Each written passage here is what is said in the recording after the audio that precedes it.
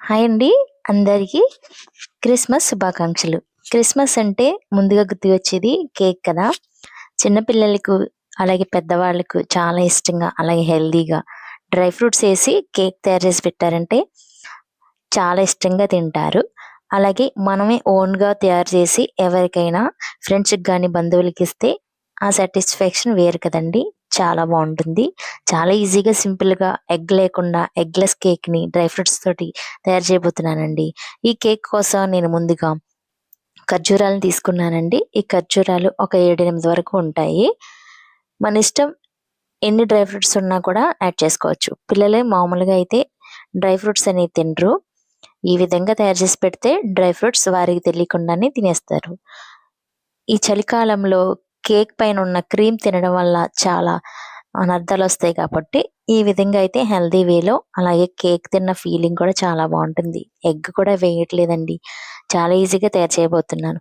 ఖర్జూరంలోని seed తీసేసి ముక్కల కింద కట్ చేసుకుని పక్కన పెట్టుకుంటున్నానండి.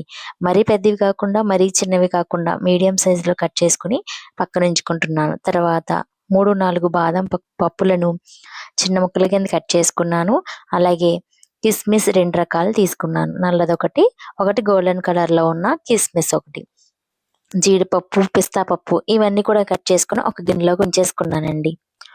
తర్వాత మైదా పిండి జల్లించుకోవాలి. నేను ఇక్కడ 250 గ్రాముల వరకు మైదా పిండిని తీసుకున్నాను. ఈ మైదా పిండిని బాగా జల్లించేసుకుంటున్నాను ఒక గిన్నెలోకి. ఈ విధంగా జల్లించుకోవడం వలన లోపల గడ్డలు కానీ ఉండలు లాంటివి లేకుండా పిండి అంతా కూడా ఈవెన్గా సమానంగా బబుల్స్ లాంటివి చక్కగా కేక్ బాగా ఫామ్ అవుతుంది, బౌన్సీగా వస్తుంది. అందుకని నేను ఇలా జల్లించుకుంటున్నాను. ఇందులోకి ఒక 1/2 టీ స్పూన్ వరకు బేకింగ్ సోడా వేసుకొని ఒకసారి కలిపేసుకుని పక్కన ఉంచేసుకుంటున్నాను. ఇప్పుడు కట్ చేసుకుని ఉంచుకున్న డ్రై ఫ్రూట్స్లోకి 1/2 కప్ వరకు, అంటే 250 గ్రాముల కప్పులో ఒక 1/2 కప్ వరకు కూడా షుగర్ని తీసేసుకుంటున్నాను. ఇక్కడ షుగర్ పౌడర్ని కూడా తీసుకోవచ్చు.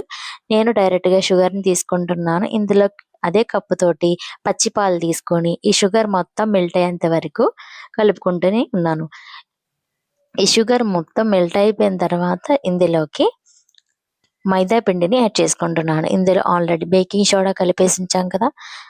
ఈ మైదా పిండిని కొంచెం కొంచెంగా యాడ్ చేసుకొని ఈ మైదా పిండి అంతా కూడా పాలు, అలాగే మైదా పిండి, షుగర్ మొత్తం అన్నీ కూడా డ్రై ఫ్రూట్స్ అవన్నీ కూడా బాగా కలిసేటట్టుగా కలుపుకోవాలి. సుమారుగా నాకు 10-15 మినిట్స్ వరకు నేను ఈ విధంగానే కలుపుకున్నానండి.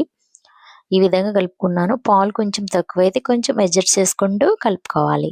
నాకు ఇక్కడ కరెక్ట్గానే పాలు సరిపోయినాయండి. ఈ విధంగా కలిపేసుకున్న తర్వాత ఇందులోకి నేను వెన్నపూస కూడా వేసాను. వెన్న కూడా వేసేసి బాగా కలిపేసాను. వెన్న కూడా ఇందులోకి ఈవెన్గానే కలిసిపోయింది. ఈ విధంగా కలిపేసుకున్న తర్వాత ఇప్పుడు కేక్ బౌల్ తీసుకొచ్చి దానికి వెన్నపూస రాసేసిన తర్వాత ఇందులోకి కలిపి ఉంచుకున్న డ్రై ఫ్రూట్స్ కేక్ మిశ్రమాన్ని వేసేసుకోవాలి. మొత్తం పూర్తిగా వేసేసిన తర్వాత కిందకి పైకి ట్యాప్ చేస్తూ ఉండాలి. బబుల్స్ కానీ లేదంటే ఈవెన్గా సదురుకుంటుంది పిండి.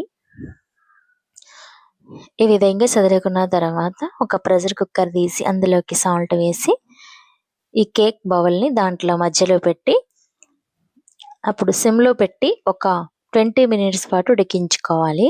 స్టార్టింగ్లో హై ఫ్లేమ్లో పెట్టాను, తర్వాత సిమ్లో పెట్టి ఒక 20 మినిట్స్ పాటు ఉడికించుకున్నానండి కేక్ని. చక్కగా ఎంతో ఫ్లఫీగా చాలా బాగా వచ్చింది కేక్. టేస్ట్ అయితే చాలా బాగుంది. ఖర్జూరం తినని వాళ్ళైనా కూడా చాలా ఇష్టంగా తినేస్తారు. డ్రై ఫ్రూట్స్ తోటి మధ్య మధ్యలో తగులుతూ తింటుంటే ఫ్లేవర్ కూడా చాలా బాగుంది. కేక్ చాలా సింపుల్గా కూడా రెడీ చేసుకోవచ్చు. ఈ కేక్ కొంచెం చల్లారిన తర్వాత బయటంతా బ్రౌన్ కలర్లో, పైన చక్కగా కలర్ఫుల్గా చాలా బాగుందండి. కేక్ ఉడికిందో లేదో అని తెలుసుకోవాలంటే నేను ఇక్కడ ఫోర్క్ గుచ్చి చూసాను కదా, ఫోర్క్ అసలు ఏమీ అంటుకోలేదు.